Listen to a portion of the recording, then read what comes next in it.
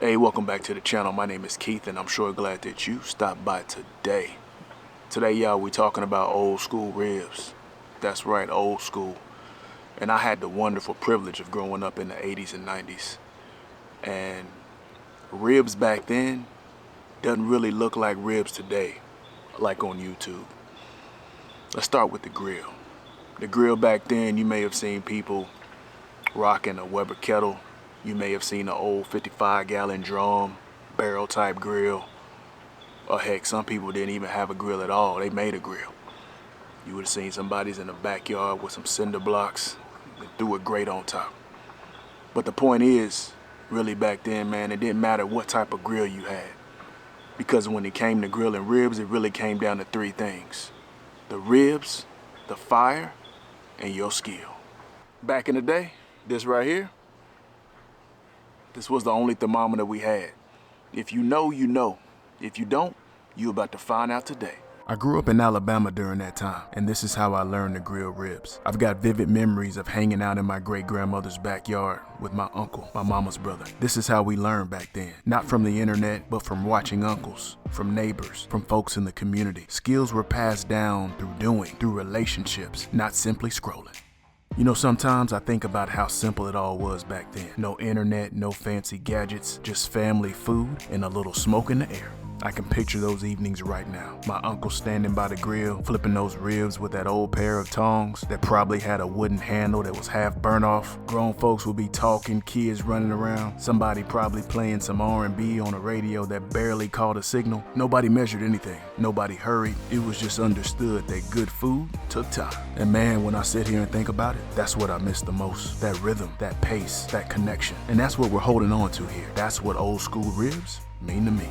Those memories stick with you. The smell of Kingsford lighting, the sound of ribs sizzling when that lid dropped. That's how we measured a cook. And the only thermometer we had was this toothpick right here. Back then, the times were simpler. The pace was a bit slower. There was no social media or cell phones to draw your attention away from a cook. It really taught you how to lock in and be truly present in the moment. Here in Alabama, it wasn't about large, fancy offset smokers. Old school ribs meant direct heat, coals spread evenly across the entire grill, no two-zone safety net, no apps tracking pit temps, just you, the ribs, and the fire. And the charcoal was always Kingsford original, the blue bag. That's what every store carried, and that's what every backyard ran. It was the standard.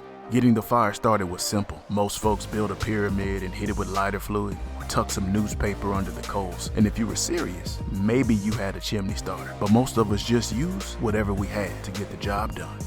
The seasoning was just as simple. Salt, black pepper, garlic, and onion. That's it. I call it my FPGO rub today. But back then, that was just how folks seasoned. You didn't see grocery store shelves packed with fancy barbecue rubs or blends promising a secret flavor. You worked with what you had, and somehow, those ribs always came out tasting incredible. No olive oil binders, no mustard debates. You seasoned the meat, the salt pulled out a little moisture, and that was enough to sweat in the flavor. Simple, old school, and effective. Once the coals were ready, we spread them in an even layer across the kettle. This is where new grillers get nervous and say, "Aren't you scared you'll burn the ribs?" And I can just hear my uncle saying, "You ain't got nothing to worry about as long as you respect the fire."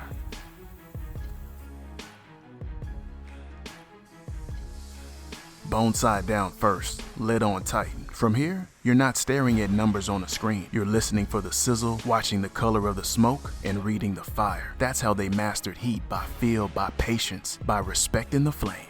Back then, we didn't stress over vents or dials. We ran the grill wide open, intake and exhaust vent, because we wanted that fire breathing clean. The control came from knowing your fuel. You learned how much charcoal it took to hit your mark long before the lid ever closed. That's what old school grilling was about. Respect the craft, understand your grill, and learn how air moves. When you do that, you don't fight the fire.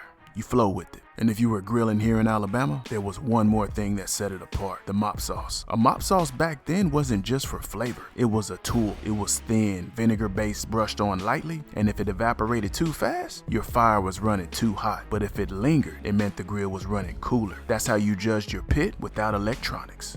The Alabama Mop Sauce is simple: vinegar, salt, pepper, garlic, onion, and a touch of sugar, and a splash of oil. Back then, it was probably vegetable oil, but today, I'm using olive oil. But use whatever you got. The point is, the oil is gonna help the sauce cling to the ribs.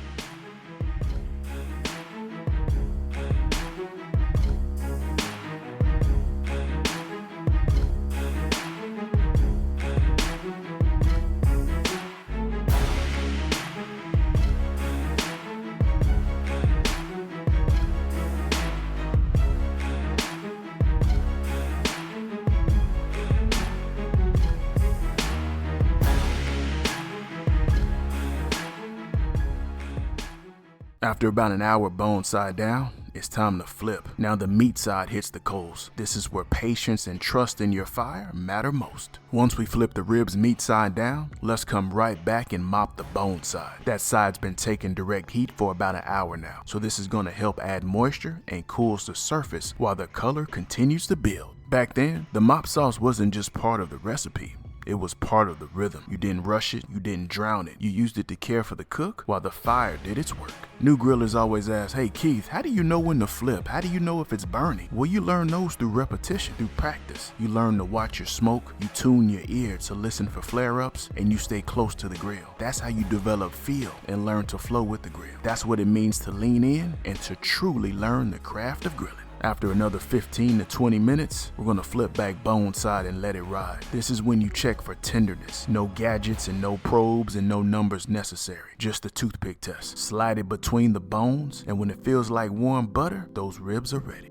To finish, mop on a few light coats every 30 minutes or so, slice into those ribs, and you'll see exactly why this style still matters. No wrapping or aluminum foil needed. Old school ribs remind us that gadgets come and go, but fundamentals never go out of style. It didn't matter if you were cooking on a kettle, a barrel, or a backyard setup made from bricks. The pitmaster made the difference, not the grill. And this is what Daddy DIY Grilling is all about. There are plenty of recipe videos out there, but if you just follow steps without understanding the fundamentals, you'll miss what the craft of grilling really is. Our calling here is to help you master those fundamentals, to show you where they came from and why they matter. We've even packaged up these same lessons into our digital resources. So if you're ready to go beyond just recipes and really become a student of the craft, check the link below. That's how you grow not just as a cook, but as a griller. You might not see me running the fanciest grills, but that's just how I started. That's how a lot of us started. Backyards, hand-me-down pits, whatever you can get your hands on. Because once you understand your fire, your setup, and your technique, you realize something. A fancy grill doesn't replace fundamentals. When you become a student of this craft and truly understand the fire, you can grill on anything, anywhere, anytime. Thank you so much for watching Daddy DIY Grilling. Until next time, grill boldly, serve proudly, and enjoy the process. I want to give a big shout out to our channel members. It's because of your generous support that we're able to keep creating and sharing these grilling resources. You're a huge part of this community, and we couldn't do it without you.